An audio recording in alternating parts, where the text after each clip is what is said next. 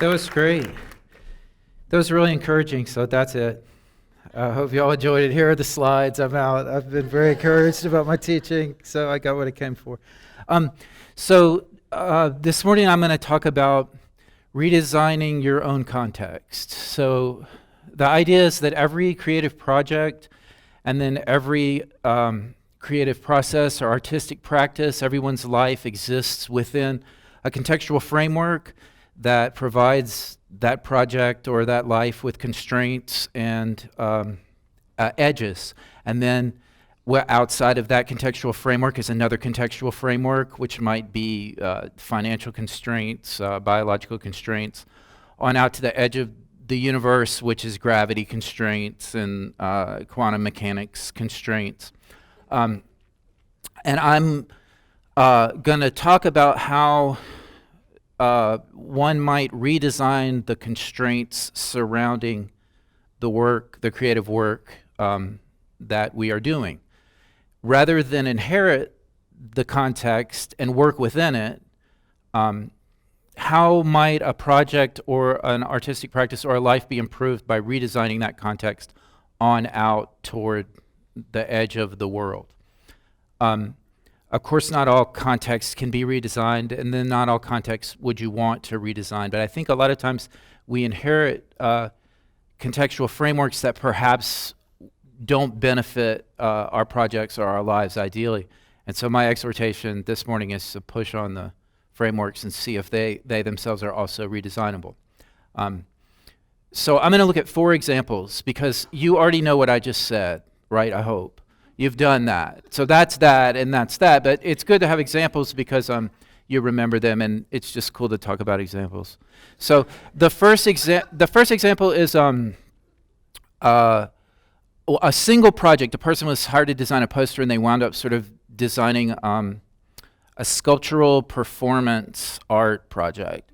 The second person was trying to furnish a home for himself and his wife, and he wound up creating the arts and crafts movement and inventing interior design.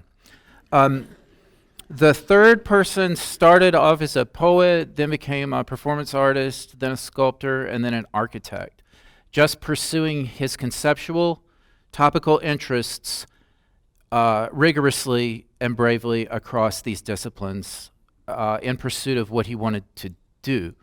And then the fourth one is me, because you're supposed to talk about yourself at these things. And so I just picked an aspect of my own art practice, that is endurance performance art. And so I started off as like a rock and roll wannabe martyr superstar. And then it sort of ended up as a sort of collaborating with a bunch of people, trying to figure out like what makes a melody itself rather than something else. So here we go. This is the first one. This is a guy named Stefan Sagmeister. He was hired to design a poster for Fashion Week in Vienna. And so he's sort of a creative guy. I think his dad was in the circus, or that's a lie he made up because it sounded cool. But he does these really great, like Cracker Jack Box Prize album covers, lenticular stuff. And so for this, he didn't just want to make a poster. He wanted to decorate outside the literal frame of the poster. He wanted to surround the poster with garments.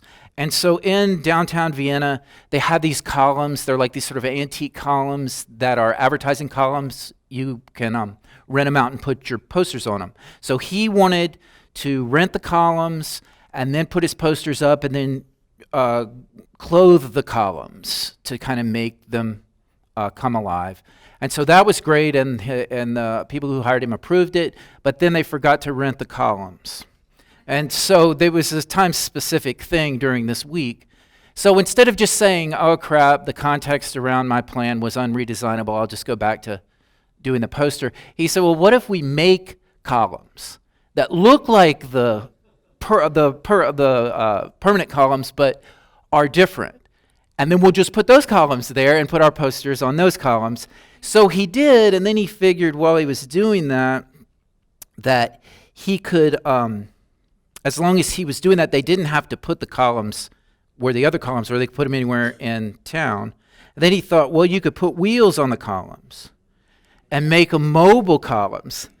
And then he thought, well, let's then, since the columns are hollow, let's hire students, because it's always students, and put them inside the columns. And then the students could just wander around the city. And so what and there was like these little slits, I guess. You can't really see them. But so the students populated the columns, would move them around, and some students would like sit real still, and then when people came up close, they would move. I think that's what's happening to this kid right here. And they would chase people down the street, roll after them. So it really brought the columns to life. Okay, number 2. So you have a person in William Morris who he meets a woman named Jane Burden, who is this sort of pre-Raphaelite muse. He is in love with her, and he wants to build a house for her and furnish it and himself and live in this great house. The problem is he's living in the mid-1800s. He's an aesthete. He's got aesthetic criteria, and he goes to buy stuff from the present day, what's available, to furnish his home, and it's all like Walmart crap. It's like a factory-produced crap that's not well made, that he doesn't like. And so you have an option in this Victorian era in the middle of the 1800s. This is sort of a middle-class sitting room. What you could do is inherit furniture from all different eras that was well made, but just hodgepodge. It didn't pull in any singular direction. And he didn't want that. He wanted a single contextual aesthetic direction. The problem was there weren't craftsmen around able to make the new things he wanted to make. So what he did is he just did it himself.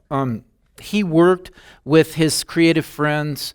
This is Red House, the famous house he made and furnished himself. And he learned craft skills, weaving, embroidery, and stained glass making, tile making, and painting. And he made the house he wanted and furnished it the way he wanted. So he didn't let the contextual constraints that were the sort of division of labor, mass production techniques he was surrounded by constrain the way he wanted to live. He was upper middle class and had the money to do this. This is not a fine early example of arts and crafts architecture. This is the first arts and crafts house. Without this house, there is no arts and crafts. So without William Morris in this house, the Biltmore would not be the Biltmore. It would be something, but it wouldn't look like what it looks like. Because no one was making this stuff for anybody to buy this stuff to furnish your home in this context. This stuff doesn't come out of the blue. He gets this from Gothic era architecture. You can see this arch, but it's not really. It's his idealized version of what the Gothic was, and he just makes it up. This is the front door. On the inside, you can see the wallpaper is his. His Jedi strength was like patterning, like tiling patterns, pre-Photoshop. And this is stained glass his friends made. All this metal work is, craft made. So you have in William Morris, a person who he makes everything in the house. He makes the furniture. His friends make the furniture. They make the metal work for the lamps, and he gets so good at this. He starts a company called what eventually gets called the Morrison Company, and then they get hired to do this because people want to do this. He tries to design, God bless him, the context outward and outward. He wants to hire poor young men and train them to make these crafts. He doesn't want people to work in factories. The context he's unable to redesign is the economy. It turns out because he just eschews factories, he can't make this stuff cheap enough for normal people to afford. So he sells it to his upper middle class friends. So in that sense, it's kind of a fail. But he's trying to make a utopian society worth living in, and he gets stuck at mass production. And maybe we're still stuck there. But he designed out as far as he could. Okay, third example. This is an artist named Vito Acconci. He starts off as a poet. He is interested in, as a poet, the difference between what's on the page and off the page. Okay, so on the page, he only allows himself to use words that talk about what's happening on the page. So he can't use a word like horse or dog because that refers to something off the page. Are you with me? Okay, so I'll read a bit of this poem. It's called Re. Here, there, here and there, I say here, I do not say now. I do not say it now. Then and there, I say there. We'll skip to the bottom. Here below, I do not talk down. Under my words, under discussion, all there, I do not say all I say.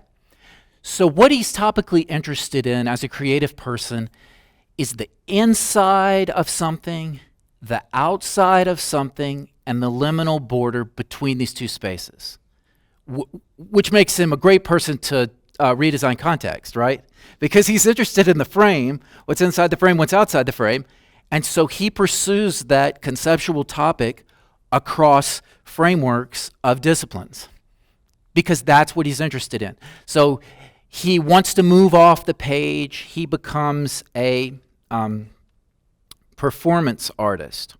And so one of the first projects he does is a project called Following Piece, where he, for a month, the rule is he leaves his apartment in Brooklyn. The first person he sees, he follows them until he can't follow them anymore without it getting weird. So it's probably already weird. So if they go into a movie theater, he buys a ticket and follows them in. If they go into their home, he stops. If they get in a car and drive off, he stops. But if they go on public transit, he follows them as far as he can go. Some following days are short, some of them are really long. And he's interested then in public space, private space, and the sort of the architectural barrier between these two spaces.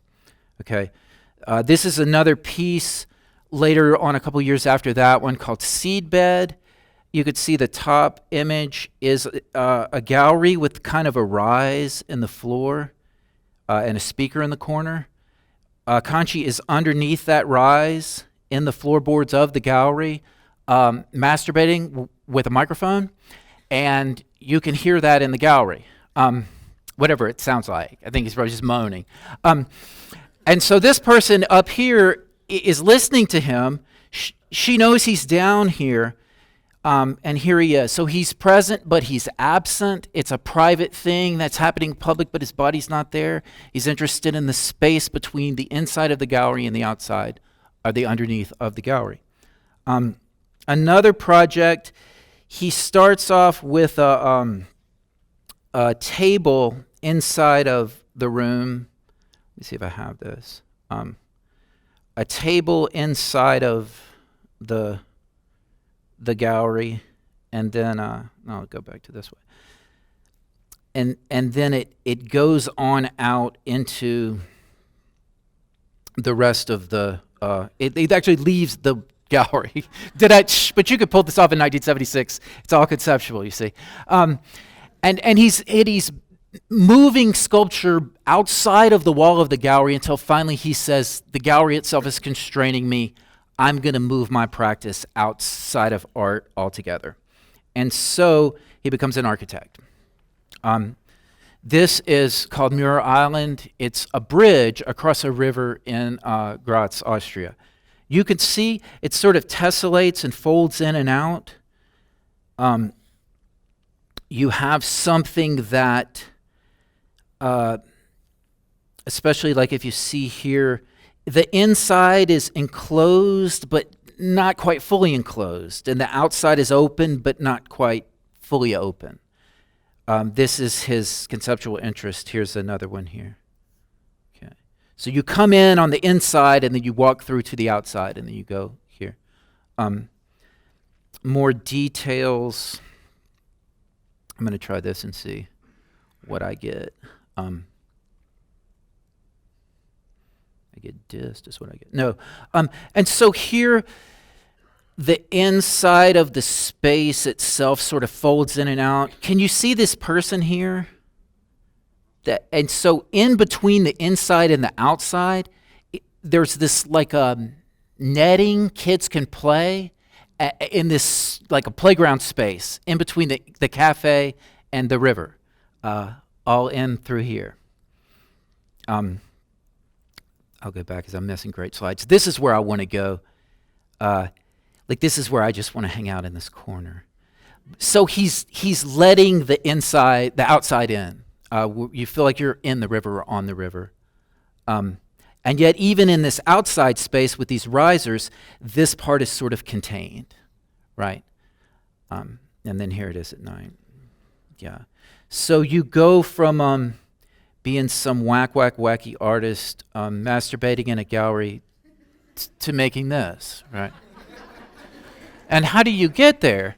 Because you're pursuing your topical interest across things. So you're a poet. Oh, now you're an architect. Where he's just the person interested in the inside and the outside. Okay, so the fourth example, this is me. I am not as epic as these other three, but I'm me, so I can talk about myself because I know myself. I started off playing in punk rock bands and speed metal bands.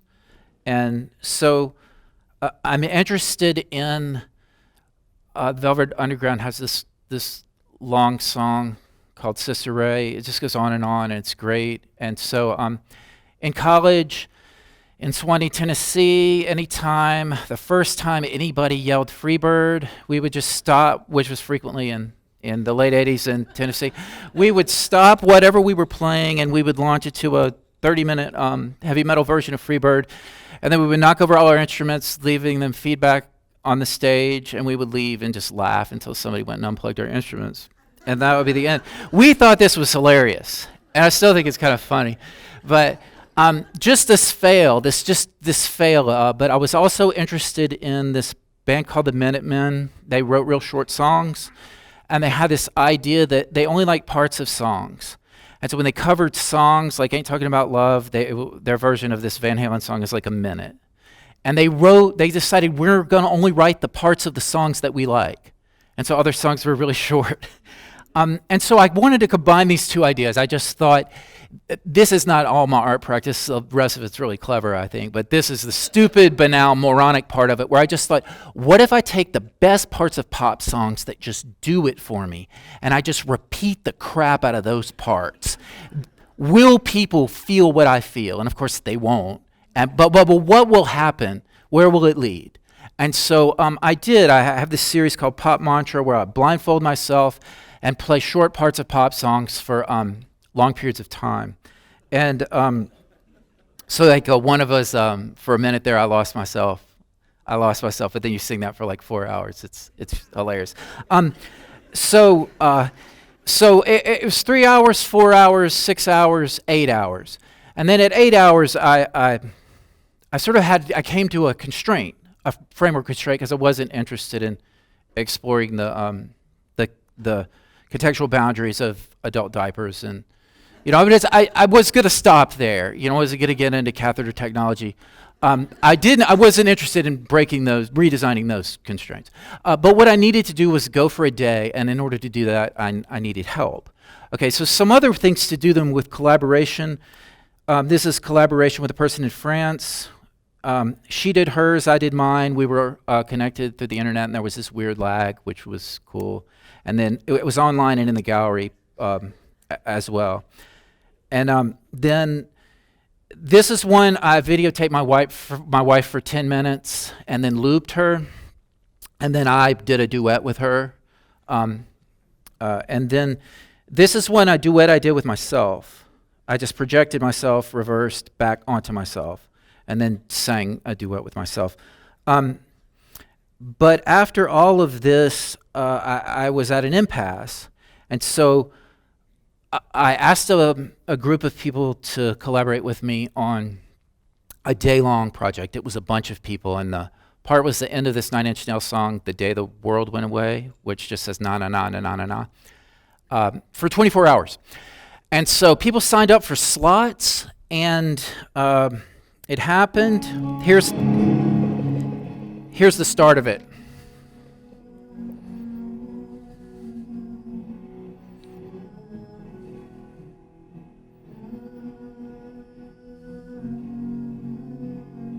Okay, that's basically it for 24 hours.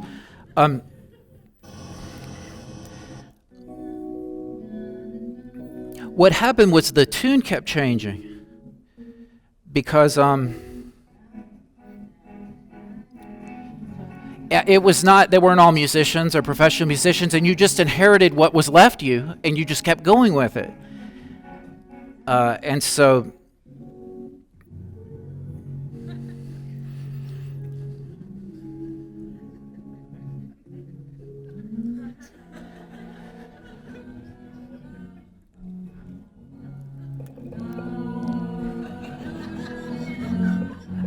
it's really angsty. And so in the end, it was me and my two eldest daughters. And so what started off as this project to fail, where I was someone having a kind of cosmic mystical experience that people could look in on but never participate in, turned into something where everybody was able to take part. And I wasn't there the whole time. And it became about something that didn't just have to do with me, but it had to do with this community of people exploring what a melody is. And everyone committed to this task, and nobody dropped the ball. And it went on 24 hours. That's the fourth example. So my exhortation is to push on the context and see if it's more malleable than it initially appears, and to just perpetually ask where might it lead. The end of the talk.